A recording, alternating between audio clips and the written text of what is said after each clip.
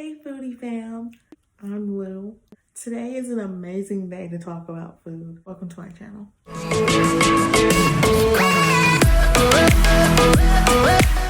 So today we're going to talk about you know your seasonings, and if you don't, it's just fine. I got you, friend. We're going to talk about different seasonings today, what they're good in, what they're used for, some recipes that use them, some recipes that would be better with them, things you can try with them. So without further ado, let's get into it. The first thing you need to know before we get into this is that there are 4 types of spices. We have sour, sweet, bitter, and spicy. Remember that while we're going through these. Occasionally, I will bring up which is which, but you need to know those 4 main categories. Once you memorize those 4 main categories, your possibilities are endless in flavorings. So I can explain this box. These are a lot of the seasonings that I use, and instead of going back and forth to the kitchen, because I'm actually not in the kitchen right now recording, but instead of going back and forth to the kitchen or picking them up at one at a time, I just brought all of them here, and we're going to do it that way. So yeah, first thing first is salt and pepper. So right here I have kosher salt, which a lot of chefs like to call the most forgiving salt. So I like to work with kosher salt a lot. But I mean, regular salt is fine too, you guys. I mean, use in moderation. And for my pepper, I personally like to ground fresh peppercorns. What I do for my fresh ground pepper is I take black peppercorns and I get them in my little bullet blender, and I'll blend it really well until it gets close to a fine grain, like store-bought pepper usually is. Right above that, I like a few, like a little bite.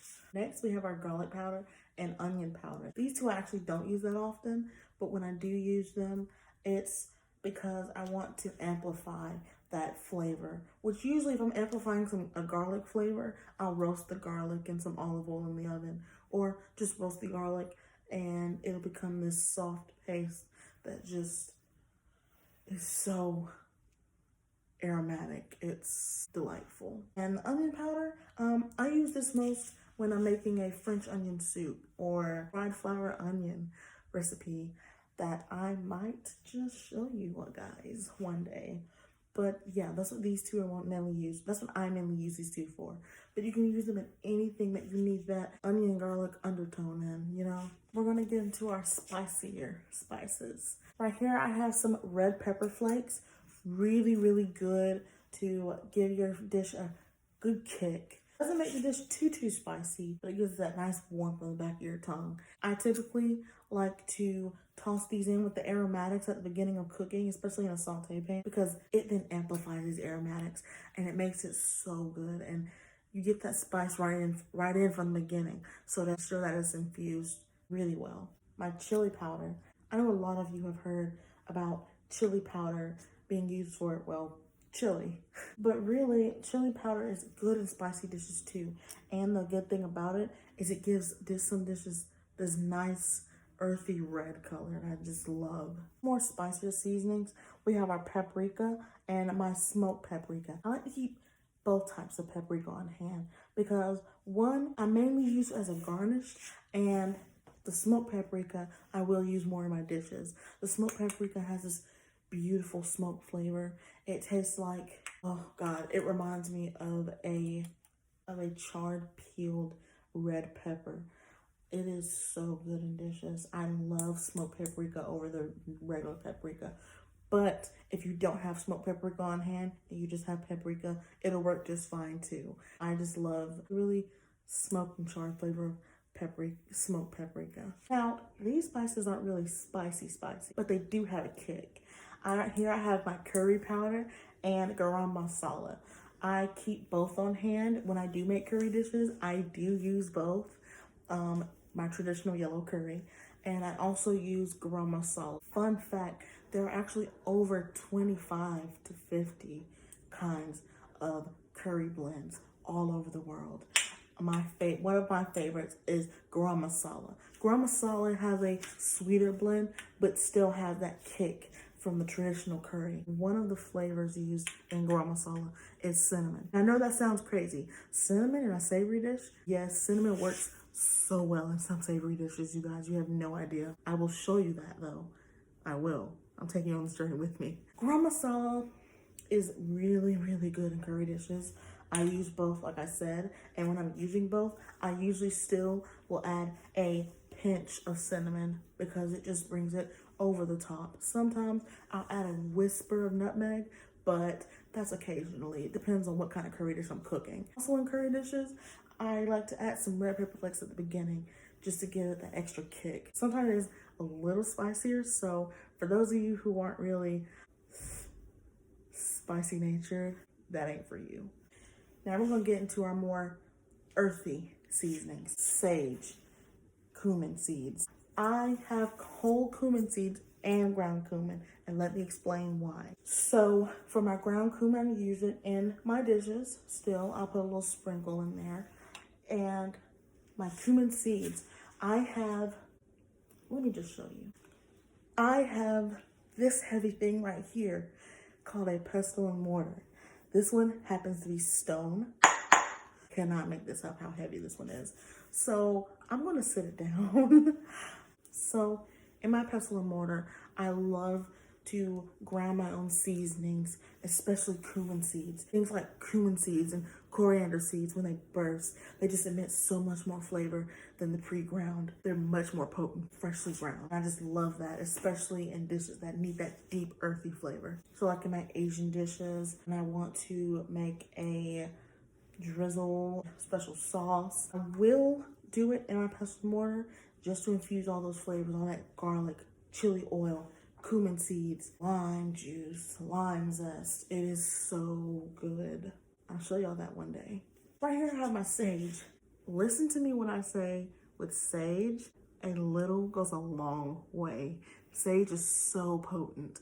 There are some things that are better fresh and dried and ground, and sage is one of those. That goes for oregano also, which I'll get to that. But sage is way better ground. It's more potent, but again, a dab will do you, okay? Do not put a whole mound of this in your dish or it will overpower your food. My favorite thing to use sage in, I would have to say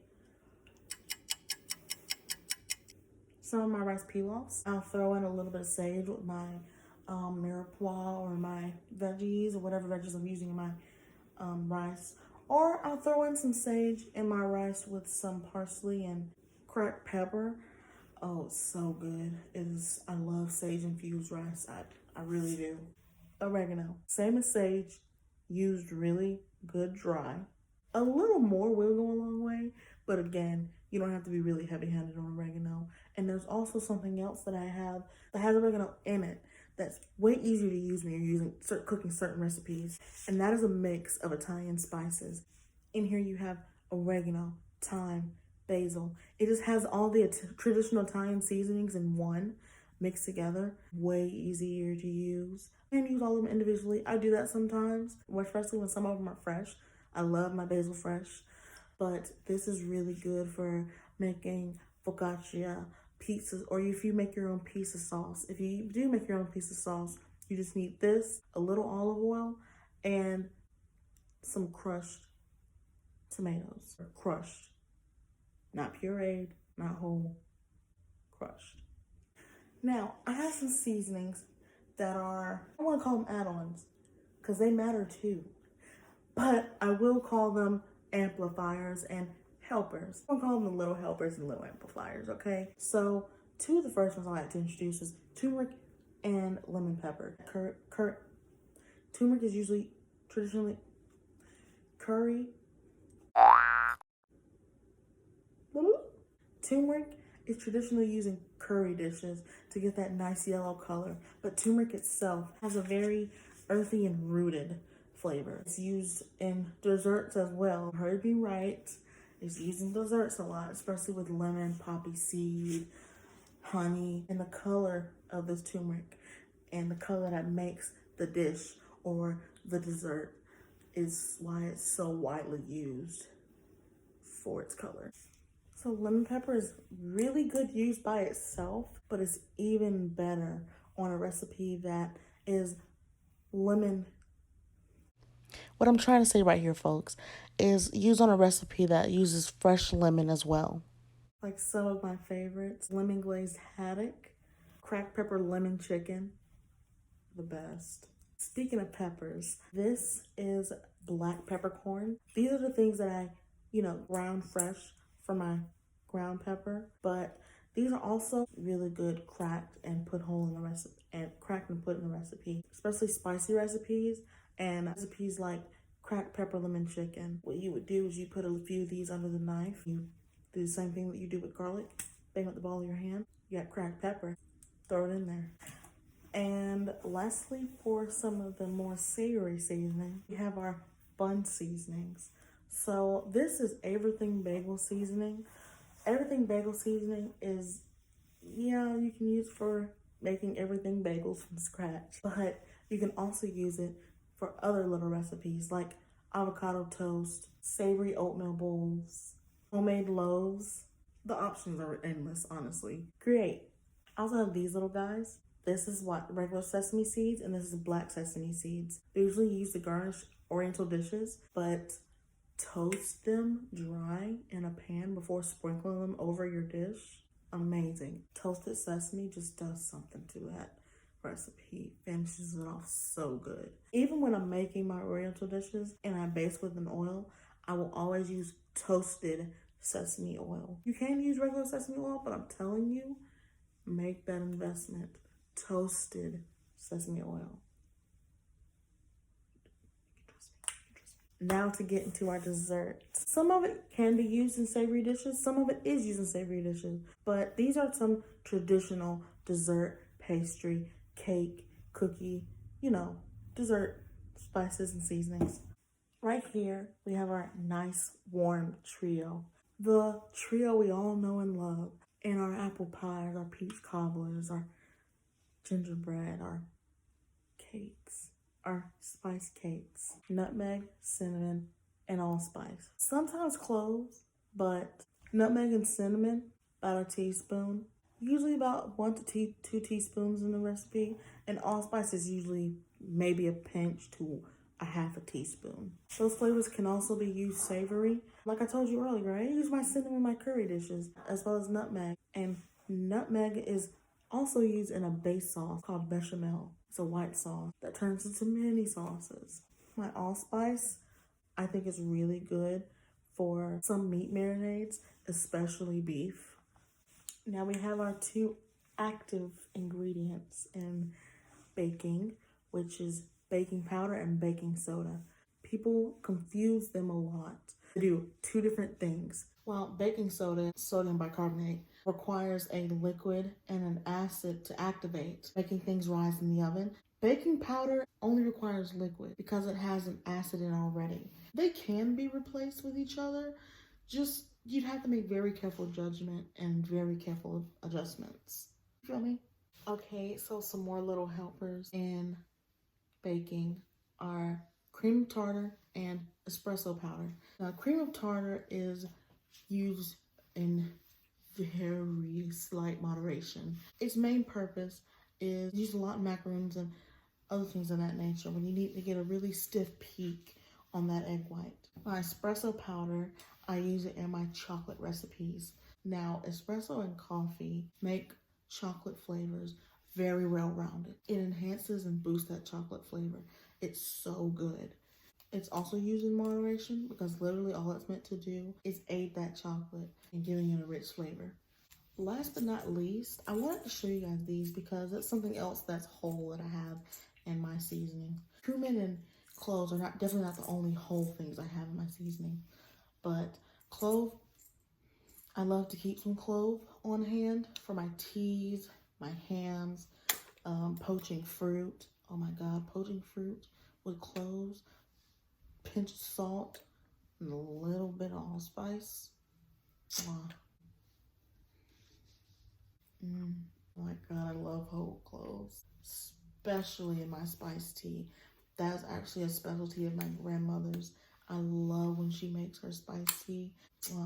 Do not put a whole one in your mouth though, it will go numb. I learned that the hard way. So that was it for the seasonings. I really hope you guys enjoyed that video. I hope you learned a lot. If you're not already, please subscribe below. That would be very spectacular. Thank you. Also, follow my social medias to keep up with new recipes, new video uploads, and food. Next video is going to be very interesting. It's going to be about spring flavors, and I'm even going to show you how to make a spring themed plate. It's going to be a really good recipe with some spring flavors and colors, and it's just going to be oh so savory. Let's just leave it at that. Thank you so much for watching my video, and I'll see you guys later. Bye, Foodie fam.